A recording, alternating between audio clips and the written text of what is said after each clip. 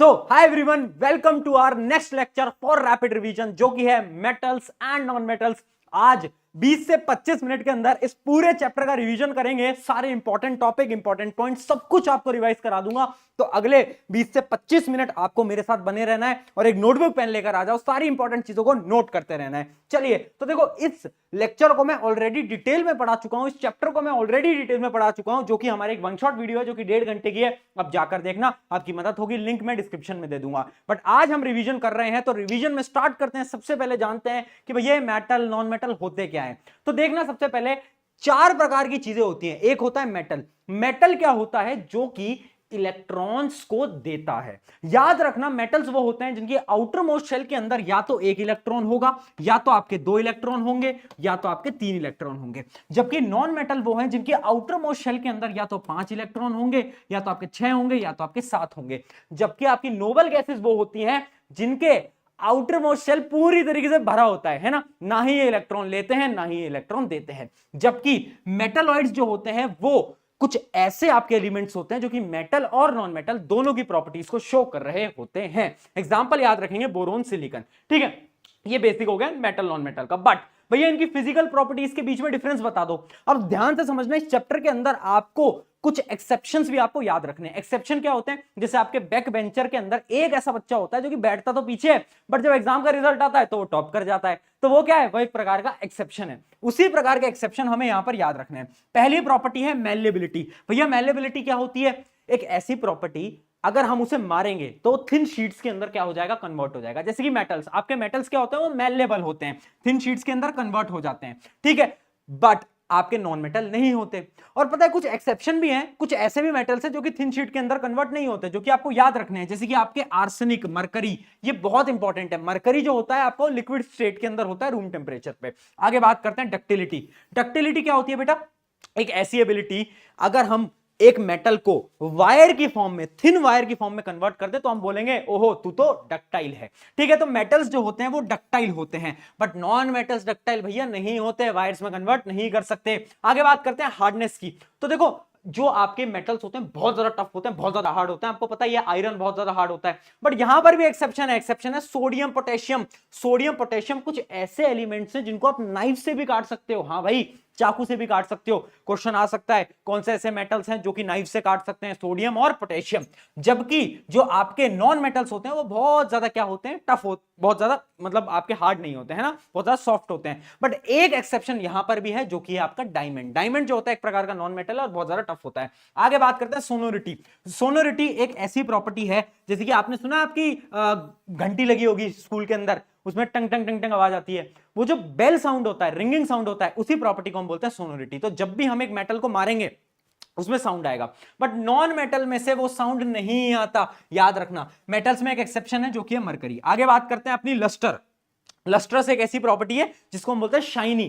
कुछ मेटल्स बहुत ज्यादा चमकते हैं, आपने देखा होगा, जबकि नॉन मेटल्स उतने ज्यादा नहीं चमकते। ठीक है, तो मेटल्स जो होते हैं वो लस्ट्रस होते हैं, बट आपके नॉन मेटल्स नहीं होते। बट यहां पर भी एक्सेप्शन आपको याद रखना है, कुछ नॉन मेटल्स भी लस्ट्रस होते हैं, जिनका एक एग्जांपल है आपका आयोडीन, और एक और एग्जांपल आपको याद रखना है जो कि है ग्रेफाइट। ठीक है, आगे बात करते हैं हमारी क्या अगली प्रॉपर्टी है हमारी मेल्टिंग और बॉइलिंग पॉइंट। जो आपके मेटल्स होते हैं उनके हाई मेल्टिंग बॉइलिंग पॉइंट होते हैं, जबकि आपके जो नॉन मेटल्स हैं उनके कम होते हैं। यहां पर भी आपको क्या करना है? एक्सेप्शन याद रखना है, जो कि है आपका गैलियम और आपका सीजियम। गैलियम, सीजियम ऐसे आपके मेटल्स हैं जिनके लो बॉइलिंग मेल्टिंग पॉइंट हो रहे होते हैं। मतलब आप अगर इन्हें रूम टेम्परेचर पर भी रख दोगे ना तो भी ये पिघल जाएंगे, इतने ज्यादा ये लो इनका मेल्टिंग पॉइंट होता है। ठीक है, यहां तक समझ आ गया। अगली प्रॉपर्टी की बात करते हैं, इलेक्ट्रिकल कंडक्टिविटी। अब कुछ मेटल्स, ऑलमोस्ट सारे मेटल्स बहुत ज्यादा इलेक्ट्रिसिटी को कंडक्ट करते हैं, जबकि आपके नॉन मेटल्स बिजली को कंडक्ट नहीं करते। इस बात को आपको याद रखना है।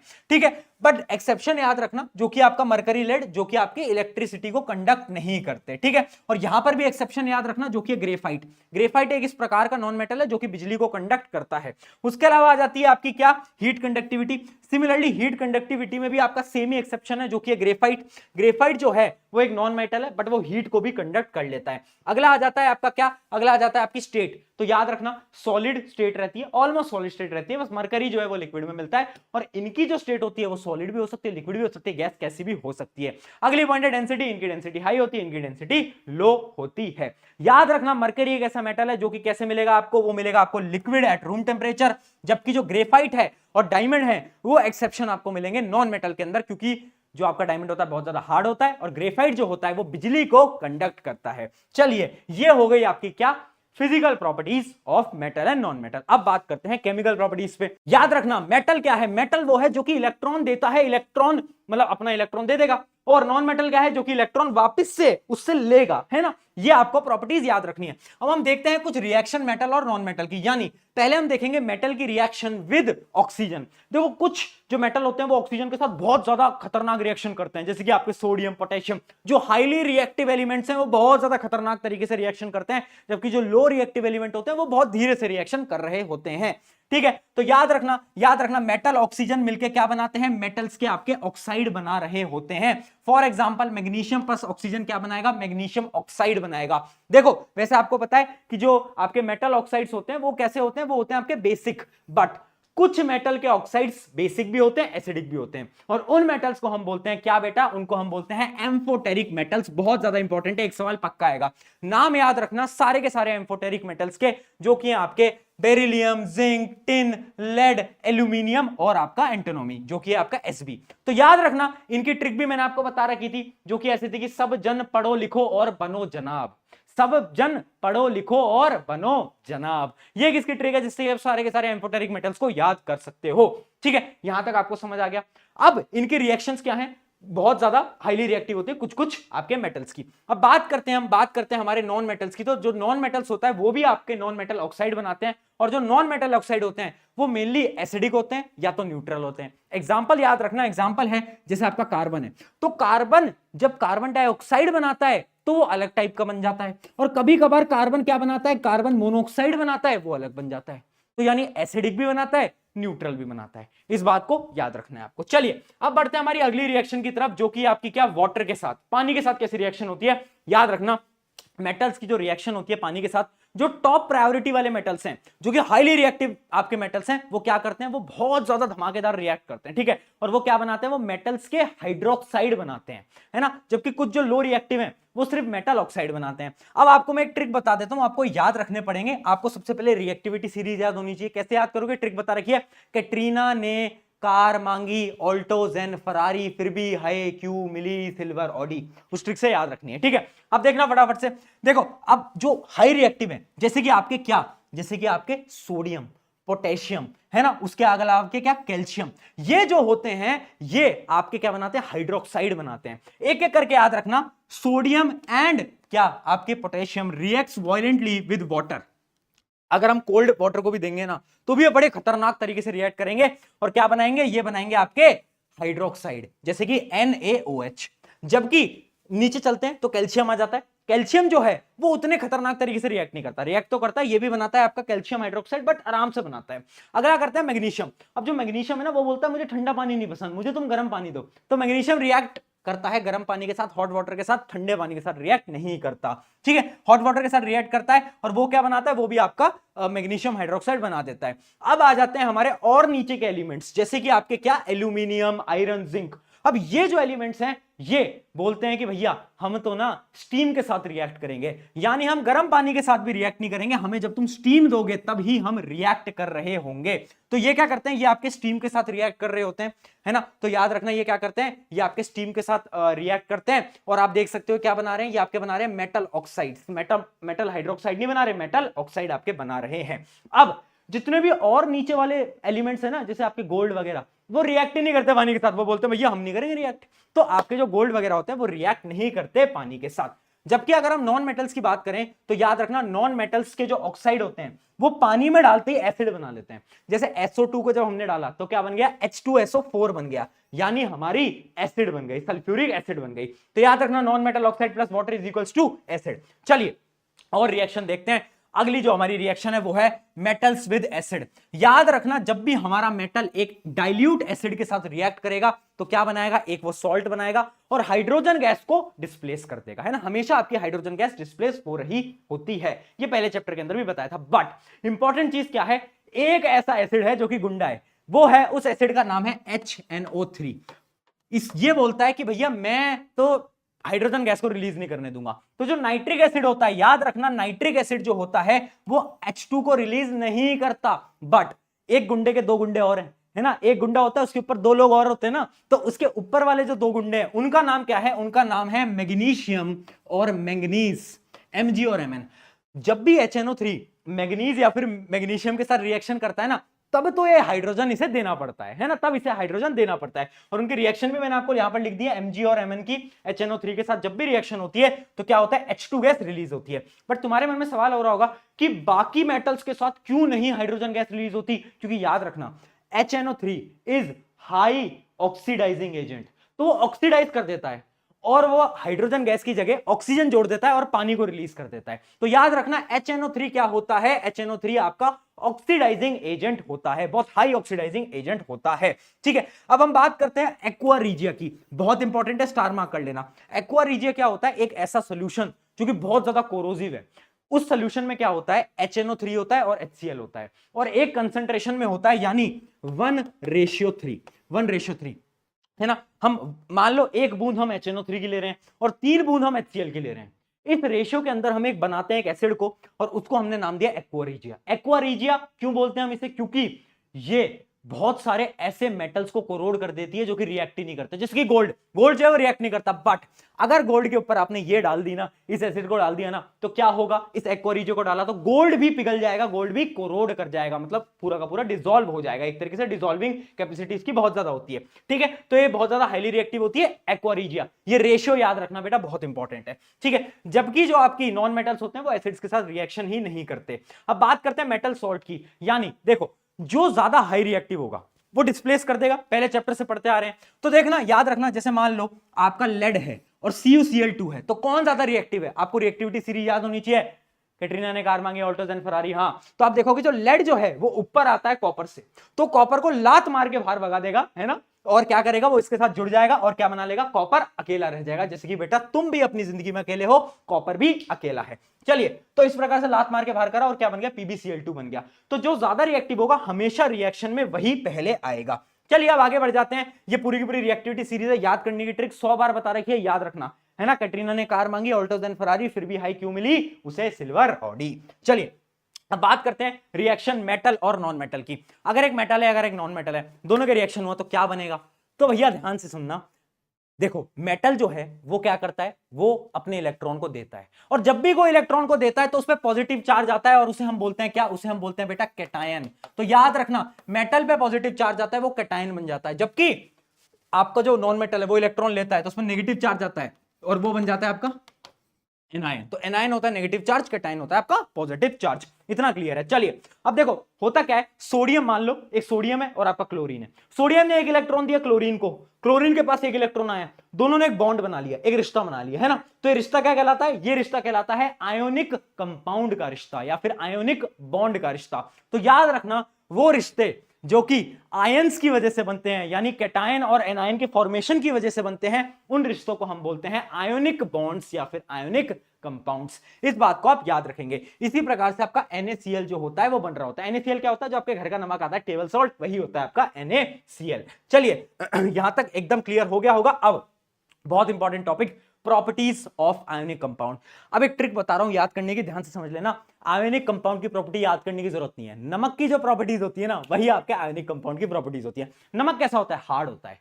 तो क्या हम बोल सकते हैं आयोनिक कंपाउंड्स जो होते हैं वो कैसे होते हैं, वो हार्ड होते हैं, सॉलिड होते हैं, हार्ड होते हैं, है ना।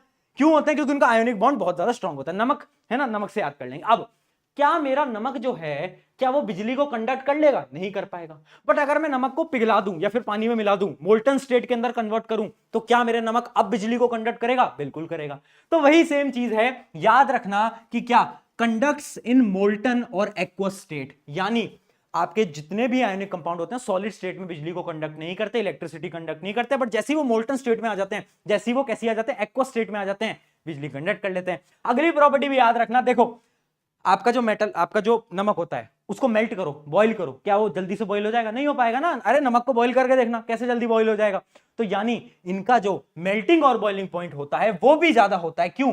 Due to strong inter ionic attraction. याद रखना जो इनके अंदर फोर्सेज ऑफ अट्रैक्शन है वो बहुत ज्यादा स्ट्रॉन्ग होती है। अगली बात करते हैं सॉल्युबिलिटी की। नमक पानी के अंदर तो घुल जाता है, बट अगर नमक को तुम पेट्रोल के अंदर घुलाओगे, ऑर्गेनिक सॉल्वेंट्स के अंदर घुलाओगे, क्या घुलेगा? नहीं घुलेगा।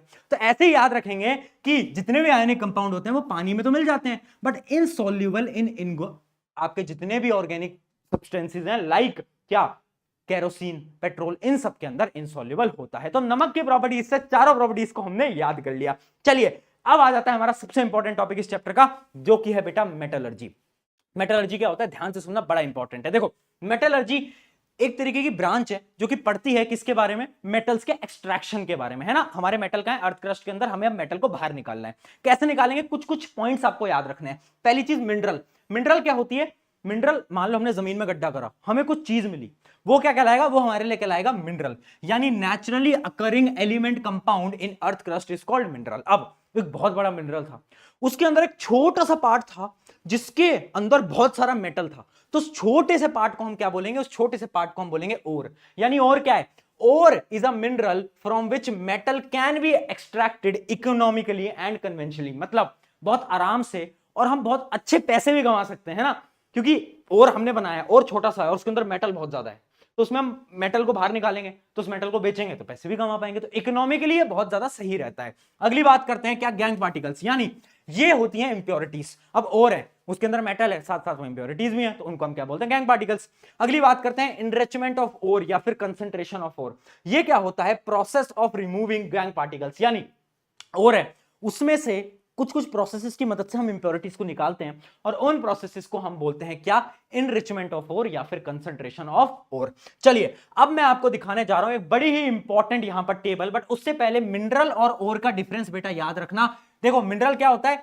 मिनरल नेचुरली जो आपके अर्थ में मिलता है, और ओर क्या होता है? Ore is a type of mineral जिसके अंदर बहुत सारा क्या है? एलिमेंट आपके प्रेजेंट है। इस बात को याद रखना, ठीक है। ये क्या है? All minerals are not ores but all ores are mineral. Example याद रखना, बहुत सारे एग्जांपल है मिनरल के, क्ले, मार्बल वगैरह वगैरह, बट आपके और क्या होते हैं? बॉक्साइड का और, हेमेटाइट का और अलग चीज है बेटा, याद रखेंगे। अब बात करते हैं हमारी इस टेबल के बारे में, बड़ी इंपॉर्टेंट टेबल है, फटाफट से देखो। ये जो टेबल है ये आपके बड़ा काम आने वाली है बेटा, ध्यान से देखते चलना। देखो अब हम बात करते हैं, हमें मेटल को एक्सट्रैक्ट करना है। तीन टाइप के मेटल होते हैं। पहला आपका मेटल होता है कौन सा? जो कि हाई रिएक्टिव होता है। एक होता है जो कि मिड रिएक्टिव होता है, एक होता है आपका लो रिएक्टिव होता है। भैया लो कौन सा, मिड कौन सा, हाई कौन सा, हमें कैसे पता? अरे मूर्ख बालक, दिखा देता हूं, टेंशन क्यों लेता है। हाई रिएक्टिव कौन सा है? जैसे आपके सोडियम, पोटेशियम, कैल्शियम, मैग्नीशियम वगैरह वगैरह। जबकि आपके mid reactive zinc, iron, lead, ये सब। Low reactive copper, silver, gold, ये सब, ठीक है। इन तीनों की जो तरीके हैं वो अलग हैं। पहले हम स्टार्ट करते हैं लो रिएक्टिव के साथ, ठीक है। लो रिएक्टिव के साथ हमें क्या करना होता है? जितने भी आपके जो लो रिएक्टिव एलिमेंट होते हैं ना, वो नेचर के अंदर सल्फर के साथ जुड़े होते हैं, यानी इनका जो ओर होता है वो सल्फाइड ओर होता है। और अगर मुझे सल्फर को लात मार के बाहर निकालना है तो मेरे पास एक प्रोसेस होता है, उस प्रोसेस का नाम याद रखना, जो कि होता है रोस्टिंग। बेटा ये वो रोस्टिंग नहीं है जो कि मैं तुम्हारी क्लास में करता रहता हूं। ये कौन सी रोस्टिंग है? इसके अंदर हम क्या करेंगे? हीट करेंगे in the presence of oxygen. We will heat the ore in the presence of oxygen, बस और कुछ नहीं, ठीक है। तो हम क्या करते हैं? इसके अंदर हम रोस्टिंग करते हैं, फिर हम क्या करते हैं? एक दो रिएक्शंस के बाद उस मेटल को हम क्या कर लेते हैं? रिफाइन कर लेते हैं। तो ये आपका प्रोसेस होता है लो रिएक्टिव का। इसके एग्जांपल से भी डिस्कस करेंगे। अगला आ जाता है मिड रिएक्टिव। मिड रिएक्टिव दो टाइप के ओर में मिलता है, या तो वो आपका सल्फाइड ओर में ही मिलेगा जैसे ये मिलता था, या तो वो आपका कार्बोनेट ओर में भी मिल सकता है, कार्बोनेट के साथ भी एक बॉन्ड बना सकता है। तो सल्फाइड का तो सेम ही प्रोसेस है, हमें याद है। क्या करेंगे हम? रोस्टिंग कर देंगे, आग लगा देंगे, आग लगा देंगे, आग लगा देंगे in the presence of oxygen. जबकि कार्बोनेट में हम क्या करते हैं? कैल्सिनेशन करते हैं। कैल्सिनेशन क्या होता है? हीट ही करेंगे बट ऑक्सीजन नहीं देंगे भैया को। हम बोलेंगे ओहो ऑक्सीजन जी चले जाओ यहां से, इसमें हम ऑक्सीजन नहीं देंगे, याद रखना। रोस्टिंग में ऑक्सीजन है, कैल्सिनेशन में आपका ऑक्सीजन नहीं है। उसके बाद हम क्या करेंगे? रिडक्शन करेंगे, इसका रिडक्शन करेंगे, दोनों ही प्रोसेस से जो मेटल आएगा उसका रिडक्शन करेंगे और फिर हम इसकी रिफाइनिंग कर लेंगे। जबकि जो आपके हाई रिएक्टिव होते हैं उनमें हम क्या करते हैं? उनका एक ही प्रोसेस होता है जो कि होता है इलेक्ट्रोलाइसिस। इसके बारे में आखिरी में अभी हम बात करेंगे। चलिए अब एक टेबल दिखाता हूं, ये सारी रिएक्शन इंपॉर्टेंट है, यहां से एक सवाल पक्का है, 4 से 5 नंबर तुम्हारे तय हो जाएंगे अगले 10 मिनट के अंदर। देखते चलो। देखो पहली बात हम करते हैं क्या? लो रिएक्टिव में हमारा सबसे बड़ा एग्जांपल है Hg यानी मरकरी। मरकरी का जो सल्फाइड हो रहा है उसका नाम याद रखना, उसका नाम होता है क्या बेटा, सिनाबार। क्या होता है, सिनाबार। ये जो आप HgS देख पा रहे हो ये क्या है आपका, एक प्रकार का सिनाबार। ठीक है, अब देखो इसमें हम क्या करते हैं, सबसे पहले मैंने आपको बताया रोस्टिंग करेंगे। रोस्टिंग में क्या होगा, हीट करेंगे in the presence of oxygen. तो ऑक्सीजन दे दी हमने, बहुत सारा हीट करा तो क्या बन गया, HgO बन गया।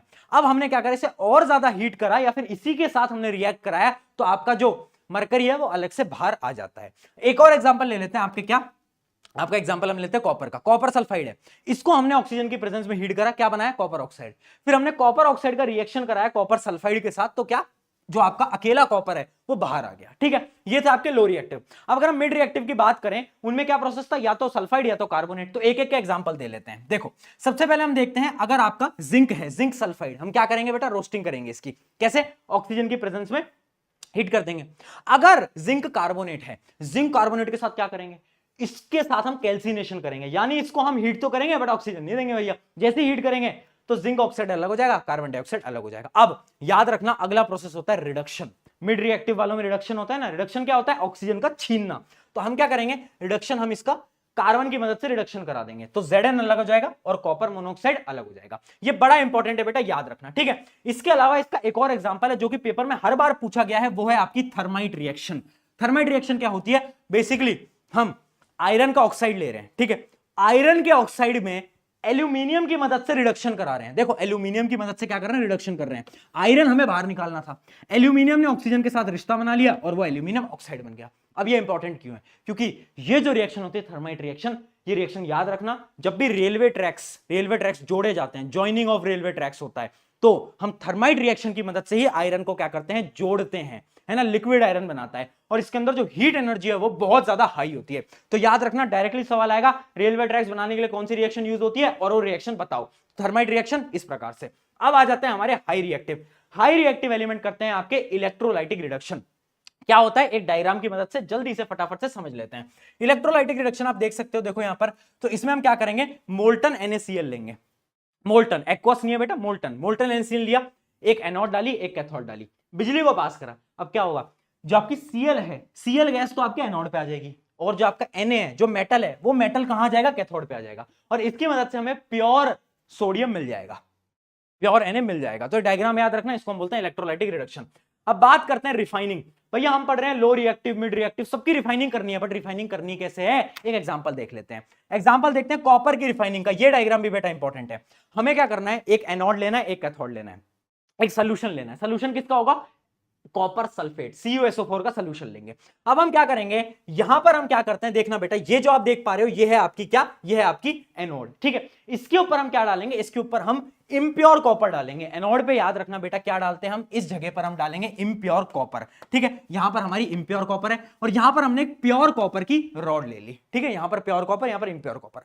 अब क्या होगा, जैसे आप बिजली को पास करोगे तो जितना भी प्योर कॉपर है वो यहां से निकल के यहां पर जुड़ता जाएगा, और ये जो है आपका कैथोड, ये मोटा होता जाएगा, और ये जो है ये पतला होता जाएगा। तो जितना भी आपका प्योर कॉपर है वो जुड़ता जाएगा।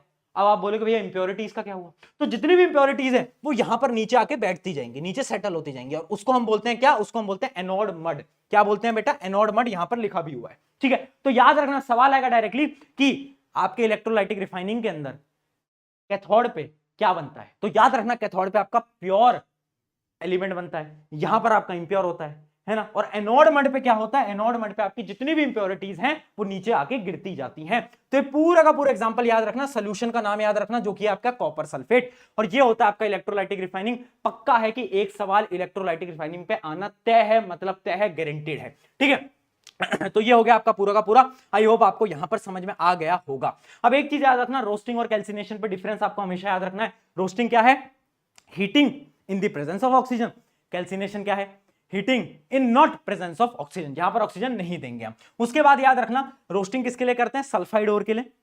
ये किसके लिए करते हैं, ये हम कार्बोनेट ओर्स के लिए कर रहे होते हैं। एक एक एग्जांपल लिख सकते हो। उसके अलावा इसके अंदर कौन सी गैस रिलीज होती है, SO2, जो कि एक टॉक्सिक गैस है, और यहां पर कौन सी होती है कैल्सिनेशन में, कार्बन डाइऑक्साइड, जो कि एक नॉन टॉक्सिक गैस आपकी है। ठीक है, ये आपका हो गया। अब आखिरी टॉपिक की तरफ बढ़ रहे हैं जो कि है कोरोजन। कोरोजन क्या होता है बेटा, ध्यान से सुन लो। देखो कोरोजन वैसे ही पढ़ा चुका हूं बट फिर भी बता देता हूं। सिल्वर आपने देखा होगा कुछ टाइम बाद ब्लैक लेयर जम जाती है। क्यों जम जाती है? क्योंकि सिल्वर कोरोड हो जाता है। रिएक्शन याद रखना, सिल्वर क्या होता है, सिल्वर अपने अराउंड क्या बना लेता है, सिल्वर सल्फाइड की एक लेयर बना लेता है जिसका जो कलर होता है वो कैसा होता है, ब्लैक होता है। इस वजह से आपका जो चांदी की अंगूठियां होती हैं वो थोड़ी थोड़ी काली पड़ जाती हैं। उसके अलावा कॉपर, अगर बहुत टाइम तक कॉपर को रखोगे तो कॉपर पे ग्रीन लेयर आ जाएगी। क्यों आ जाएगी, यही सवाल आएगा बेटा पेपर के अंदर, क्यों आ जाएगी? तो याद रखना कॉपर क्या करता है, कॉपर कार्बोनेट की एक लेयर बना देता है CuCO3, इसका कलर ग्रीन होता है, जिसकी वजह से क्या हो जाता है, आपको ग्रीन कलर का कॉपर हो जाता है। अगली बात करते हैं हम किसकी, अगली बात करते हैं आयरन की। आयरन का सबको पता है, आयरन क्या करता है, आयरन ऑक्साइड बना लेता है जो कि होता है आपका Fe2O3, है ना। आपकी जो भी सराउंडिंग्स है उसमें जो वाटर मॉलिक्यूल्स है, ऑक्सीजन है, उसमें क्या हो जाता है, वो एक आपका Fe2O3 बना लेता है जिसका कलर क्या होता है, ब्राउन होता है, और इसको हम रस्टिंग बोलते हैं। ये तो सबको पता है ना, ये तो हमने देखा ही है आयरन की कोरोजन। बट याद रखना सिल्वर की ब्लैक होती है, किसकी वजह से, सिल्वर सल्फाइड की वजह से, कॉपर कार्बोनेट ग्रीन, याद रखेंगे कलर। चलिए अब हम बढ़ जाते हैं फाइनल टॉपिक जो कि है अलॉइंग। देखो याद रखना अलॉइंग क्या होता है, एक ऐसी चीज होती है जिसमें हम दो मेटल या फिर नॉन मेटल को मिक्स करते हैं एक फिक्स प्रोपोर्शन के अंदर। क्यों करते हैं हम, ताकि हम एक नया मटेरियल बना पाए जिसकी प्रॉपर्टीज बहुत अलग हो और वो प्रॉपर्टीज हमारे काम आए। जैसे कि हम बनाते हैं स्टील, स्टील किससे बनता है, आयरन है, क्रोमियम है, निकल है। तो याद रखना आपका जो आपने जो स्टील देखा है ना बेटा, वो स्टील ऐसे नहीं बन जाता, उसके अंदर आपका आयरन भी लगता है, क्रोमियम भी लगता है, और उसके अलावा क्या लगता है, निकल भी लगता है। याद रखना है ये, याद रखना है, तब जाकर आपका जो स्टेनलेस स्टील है वो बन पाता है। उसके अलावा आप देख सकते हो ब्रास, ब्रास क्या होता है, कॉपर और जिंक का मिक्सचर होता है, उससे जाकर बनाते हैं। इनसे क्या हो रहा है, प्रॉपर्टीज बदल जा रही हैं। जैसे स्टील बनाया तो स्टील की प्रॉपर्टी क्या है, टफ होता है स्टील, तो कैसे बना पाया, जब हमने तीन मेटल्स को जोड़ा। उसके अलावा आप देख सकते हो सोल्डर, सोल्डर क्या होता है, याद रखना सोल्डर जो होता है वायर के जोड़ने में काम आता है, दो वायर को जोड़ने में काम आता है सोल्डर, और वो कैसे बनता है, आपके लेड और टिन से बन रहा होता है। ठीक है, ये आपके लेड और टिन से बनता है। इसकी प्रॉपर्टी क्या है, इसका मेल्टिंग पॉइंट बहुत कम होता है, जल्दी से पिघल जाता है ना, तो इसलिए हम इसको दो वायर को जोड़ने में काम लेते हैं। ठीक है, ये थे आपके अलॉइंग। अब एक चीज याद रखना जो कि है गैल्वेनाइजेशन। देखो गैल्वेनाइजेशन क्या होता है, बेसिकली हमें अगर किसी भी मेटल को प्रिवेंट करना है तो उसके ऊपर हम जिंक की एक कोटिंग कर देंगे, जिंक की कोटिंग कर देंगे। क्यों, क्योंकि जिंक जो है वो हाई रिएक्टिव है, तो मेटल कोरोड नहीं होगा अंदर वाला, बाहर वाली लेयर है ना। मान लो तुम्हारे घर के बाहर Z+ सिक्योरिटी है, तो पहले Z+ सिक्योरिटी पे गोली बारूद पड़ेंगे, फिर जाके तुम्हारे पास ऊपर आएंगे, है ना। इस वजह से गैल्वेनाइजेशन के ऊपर हम क्या करते हैं, जिंक की एक कोटिंग लगा देते हैं किसी भी मेटल के ऊपर, और उस मेटल को हम प्रोटेक्ट कर लेते हैं, किससे, कोरोजन से। तो ये था आपका पूरा का पूरा चैप्टर। मुझे पता है बहुत बड़ा था, बट 10th को फोड़ेंगे, इतनी मेहनत कर रहा हूं, तुम भी इतनी मेहनत से पढ़ाई करो और फटाफट से इन क्वेश्चंस का आंसर तुम्हें देना है कमेंट के अंदर। अभी पहला क्वेश्चन है, फटाफट से स्क्रीनशॉट ले लो, आंसर दो, और दूसरा क्वेश्चन है आपका ये, जल्दी से देंगे। और शुक्रिया एवरीवन, मेरा नाम है प्रशांत, मिलते हैं नेक्स्ट रैपिड रिवीजन के लेक्चर के अंदर, टेक केयर।